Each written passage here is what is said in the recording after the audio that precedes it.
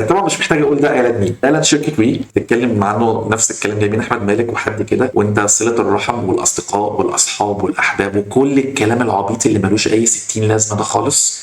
مبدئيا كده قبل ما اشوف الاعلان، هو الاعلان هياخد صفر من 10، ولو في سالب صفر والسالب بالارقام نديها له. بعيد عن الهزار شويتين، كلام بس لشركه وي، الانترنت سيء جدا، الباقات اسوء من السيء وغاليه جدا وبتخلص بعد اسبوع او اسبوعين. كفايه ان في ناس طلعت مع عمرو اديب كان وزير الاتصالات او حد من مسؤولين شركه وي، عمرو اديب قال له ان الناس بتشتكي، فالراجل بيقول له بكل بجاحه، بيقول له هات لي الناس، قول لي ان في ناس بتشتكي، هات لي واحد بيشتكي. فانا اول واحد بيشتكي اهو، شعب مصر كله بيشتكي. داونلود مفيش سرعه، داونلود مفيش سرعه، ابلود عشان ترفع فيديو على اليوتيوب بتاخد لك ساعه ساعتين، ده غير ان البينج سيء جدا في الالعاب بيوصل ل 70 و80. احنا بقينا في قاع الدول من حيث الانترنت. فاعلان وي ابدا انا لغايه دلوقتي برضه مش فاهم هو جايبين ايه لسه تغني ايه، وهو بيغني انا مش عارف والله العظيم هو بيغنوا لمين، اقسم بالله انا ما فاهم. يعني اعلان بيتكلم كله عن صله الرحم، ليه؟ انا مش فاهم.